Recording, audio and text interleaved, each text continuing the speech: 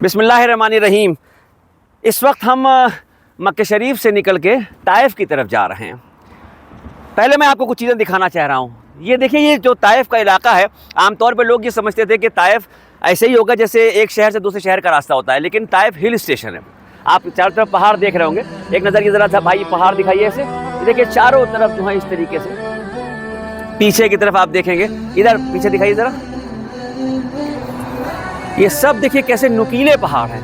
حالانکہ انہوں نے اوپر سے یہ کرین بھی کر دی ہے جس پہ لوگ آتے جاتے ہیں، جو کار کہلاتی ہے، لیکن اس کو اگر ہم چھوڑ دیں، بتانے کا مقصد کیا ہے، دکھانے کا مقصد کیا ہے، یہ پیچھے راستے کس طریقے کے ہیں، بستی کیسی بنی ہوئی ہے، یہ ساری بات اتنی تفصیل سے میں اس لیے بتا رہا ہوں۔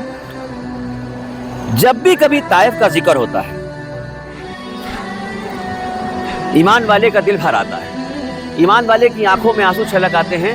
طائف کی بستی میں اللہ کے نبی سرکار دو عالم صلی اللہ علیہ وسلم پہ جس طرح کا طائف والوں نے ظلم کیا تھا، جس طرح سے پتھروں کی بارش کی تھی، تفصیلی واقعہ ہے۔ انشاءاللہ طائف پہنچ کے وہ بات پوری آپ کے سامنے ضرور کوشش کروں گا بیان کرنے کی۔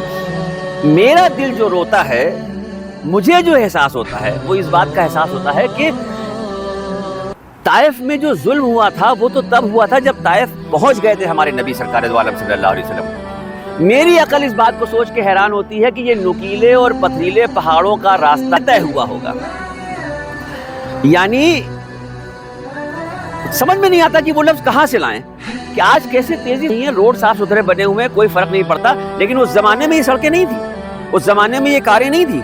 اس زمانے میں صرف اور صرف اللہ کی وحدانیت کا اقرار کرانے کے لیے اللہ کے نبی لوگوں سے مل رہے تھے، اور اس کوشش نے کیسے ان پتھروں پہ چڑھایا ہوگا۔ یہ وہ نکیلے پتھر ہیں کہ جو پاؤں رکھنے پہ پھاڑ دیتے ہیں پاؤں۔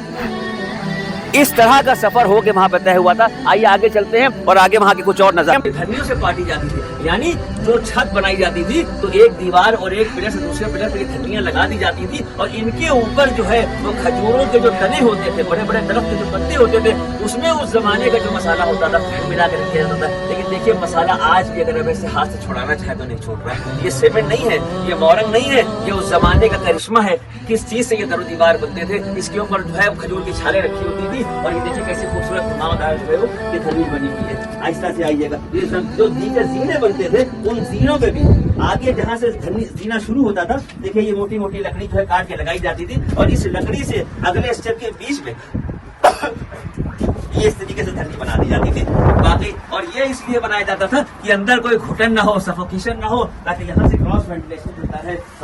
آج کے انجینئر جو بلڈنگیں بنا رہے ہیں، ہم انہیں دیکھ کے بہت خوش ہوتے ہیں، لیکن 1400 سال پہلے کیا انجینئر ہوا کرتے تھے، کیا نقشہ ہوا کرتا تھا، وہ نظارہ ہم نے آپ کو دکھانے کی کوشش کی۔ اگر ہماری یہ ویڈیو آپ کو پسند آئی ہو، جن لوگوں نے میرے ساتھ مل کے کیمرہ لے کے اس کو بنانے میں مدد کی ہے، ان کے اور ہمارے لیے دعا کیجیے گا کہ اللہ ہم سب کے حق میں راحت، آخرت، خیر اور سکون کے بہتر فیصلے فرمائے۔ آمین۔